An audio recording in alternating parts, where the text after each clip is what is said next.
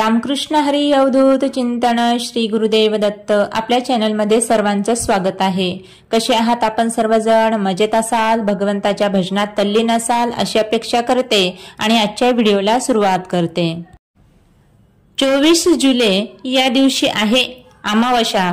या अमावास्याला आपण आषाढी अमावास्या असं म्हणत असतो। ही जी अमावास्या आहे खूप महत्त्वाची आहे, कारण या दिवशी दीपपूजन केलं जातं। ही अमावास्या 23 तारखेला उत्तर रात्री 2:29 सुरू होणारी आहे आणि 24 तारखेला रात्री 12:41 समाप्त होणार आहे। तर आपल्याला 24 तारखेला दीपपूजन करायचं आहे आणि कोणता मंत्र म्हणायचा आहे, जो मंत्र म्हटल्यानंतर आपल्या जीवनाचं कल्याण होणार आहे आणि आपल्या सर्व इच्छा आकांक्षा पूर्ण होणार आहेत, असा एक दुर्लभ मंत्र मी आपल्याला सांगणार आहे। तसेच कशा पद्धतीने दीपपूजन करायचं, नैवेद्य कोणता दाखवायचा, या सर्व गोष्टी मी आपल्याला या व्हिडिओमध्ये सांगणार आहे। म्हणून हा व्हिडिओ शेवटपर्यंत नक्की बघा आणि आपल्या चॅनलला सबस्क्राइब करा। 24 तारखेला सायंकाळी आपल्याला अगोदरच आपले जे सगळे घरातले जे दिवे असतील, भगवंतासमोर देव्हाऱ्यासमोर आपण जे कोणते दिवे रोज प्रज्वलित करत असतो, सर्व दिवे आपल्याला एकत्र करायचे आहेत। ज्या समया असतील त्या सुद्धा अगोदर स्वच्छ करून घ्यायच्या आहेत। स्वच्छ झाल्यानंतर पाट किंवा चौरंग मांडून त्याच्यावरती लाल कलरचा कपडा टाकायचा आहे आणि त्यानंतर हे सर्व जे धुतलेले स्वच्छ केलेले दिवे आहेत तर त्या पाटावर किंवा चौरंगावर ठेवायचे आहेत। यानंतर या सर्व दिव्यांना आपल्याला हळदी कुंकू लावून घ्यायचं आहे, तसेच फुलं अर्पण करायची आहे। त्याबरोबरच आपल्याला या दिव्याला धूप दाखवायचा आहे आणि सर्व दिव्याला अगदी त्यामध्ये वाती घालून त्यानंतर हे दिवे प्रज्वलित करायचे आहेत, किंवा बाकीच्या दिव्यांना पाटावर किंवा चौरंगावर तसंच राहू द्यायचं आहे आणि खाली एक मोठी समई आपल्याला लावायची आहे।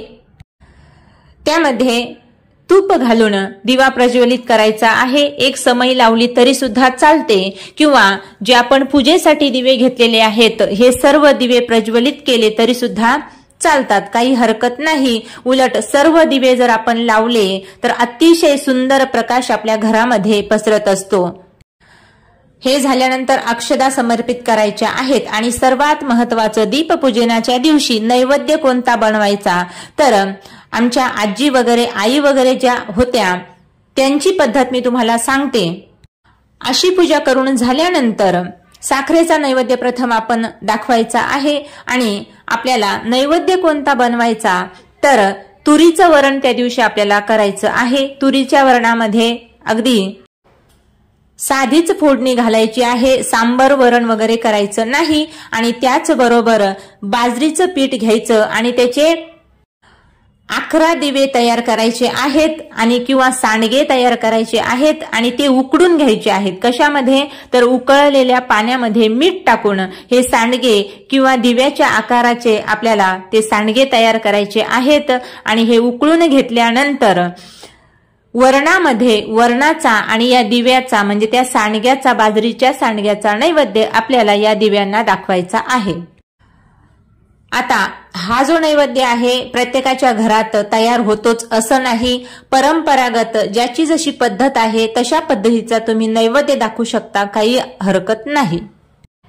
हे सर्व झाल्यानंतर आपल्याला एका ठिकाणी म्हणजेच दिवे जिथे ठेवलेले आहेत, प्रज्वलित केलेले आहेत, त्यांना फुलं वगैरे वाहून झाल्यानंतर प्रार्थना करायची आहे। प्रार्थना कोणत्या पद्धतीने करायची आहे, तर आपण दररोज संध्याकाळी देवासमोर दिवा लावतो आणि शुभम करोती हा मंत्र म्हणतो। हा मंत्र सुद्धा आपल्याला तिथे अगोदर बोलायचा आहे आणि त्यानंतर आपल्या ज्ञानेश्वरीमध्ये दीप उत्सवाच्या काही ओव्या दिलेल्या आहेत, त्यातील 5 ओव्या जरी तुम्ही म्हटलं तरी सुद्धा चालतील, काही हरकत नाही।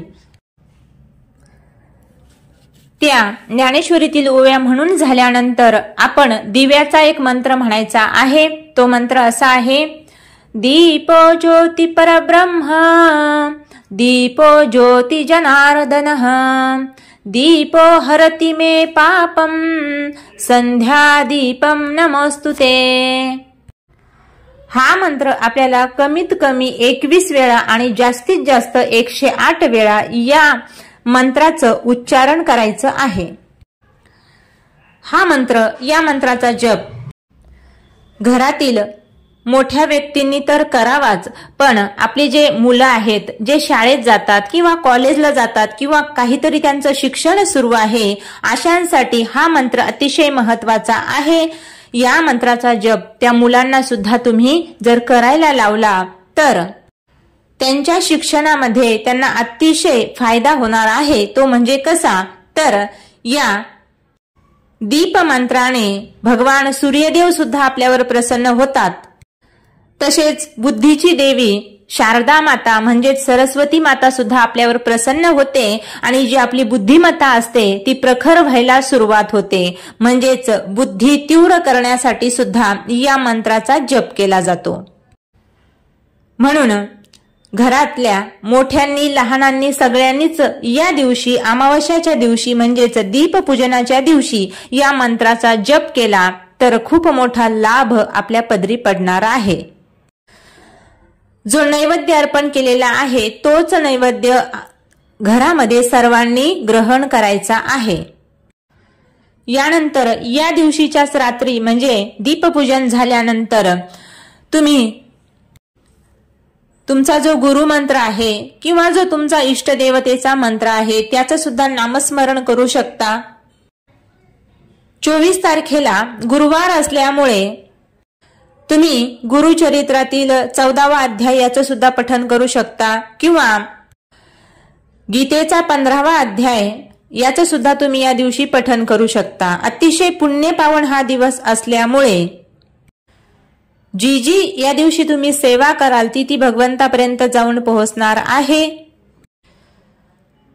दिवा म्हणजे काय, तर दिवा म्हणजे प्रकाश, दिवा म्हणजे आत्मज्ञान, अंधारातून प्रकाशाकडे नेणारी जी ज्योती आहे ती ज्योती आपल्या बुद्धीमध्ये एकदा ठसली रे ठसली की मग आपली बुद्धी तल्लक व्हायला लागते। म्हणून अज्ञानाकडून ज्ञानाकडे जाणे नाही का, अंधाराकडून प्रकाशाकडे जाणे, शांताकडून अनंताकडे जाणे, गोंधळाकडून व्यवस्थेकडे जाणे, अधोगतीतून प्रगतीकडे जाणे, अपयशाकडून यशाकडे जाणे, द्वैताकडून अद्वैताकडे जाणे आणि भक्तीकडून भगवंताकडे जाणे म्हणजेच हे दीपपूजन आहे। असं सुंदर दीपपूजन आपल्याला येणाऱ्या 24 तारखेच्या अमावस्याला करावायचे आहे।